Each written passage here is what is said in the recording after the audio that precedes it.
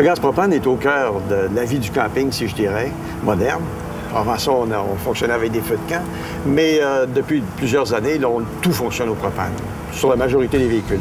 Que ce soit pour la cuisson des aliments, on a des poêles à l'intérieur qui fonctionnent au propane, les chauffe-eau sont au propane, le système de chauffage des véhicules récréatifs est au propane, donc on ne peut pas oublier cette composante-là. Dans le propane, il y a un gaz, on ajoute une matière qui va faire qu'il y a une odeur typique, et c'est voulu. La raison en est que si jamais il y avait une fuite, bien, comme ça sent pas une odeur très agréable, on le détecte rapidement. On s'en rend compte et alors on peut sortir du véhicule récréatif. Les bonbonnes, habituellement, les nouvelles bonbonnes, à tout le moins, comportent maintenant des sondes qui permettent de vérifier si l'état de ce qui reste dans la bonbonne de propane. Donc on sait si elle est plus ou moins pleine. Anciennement, ce qu'on faisait, on soulevait la bonbonne, puis selon son poids estimatif, on pouvait se faire une idée s'il en restait beaucoup. Dans le cas de ceux qui ont des bonbonnes qui datent de quelques années, il est possible, en communiquant avec un vendeur spécialisé, d'ajouter des espèces de petits compteurs, des manomètres qui vont vérifier la pression qu'il y a à l'intérieur de la bonbonne et nous indiquer l'état de la charge.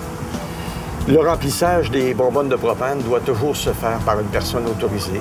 Évidemment, il ne faut pas fumer alentour, on comprend pourquoi. C'est un gaz très volatile qui est explosif, mais ça se fait relativement partout. On en trouve là. Beaucoup de terrains de camping vont offrir ce service d'ailleurs aux caravaniers. Sinon, dans toutes les villes, il y a une personne qui fait du remplissage de bonbonnes de propane, que ce soit par exemple des stations-service. Le transport du propane ne pose pas vraiment de difficulté, si ce n'est dans certains tunnels ou des ponts.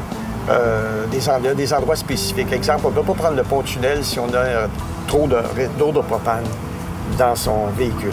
Et il y a une limite, c'est 3 contenants maximum et 46 litres par contenant maximum.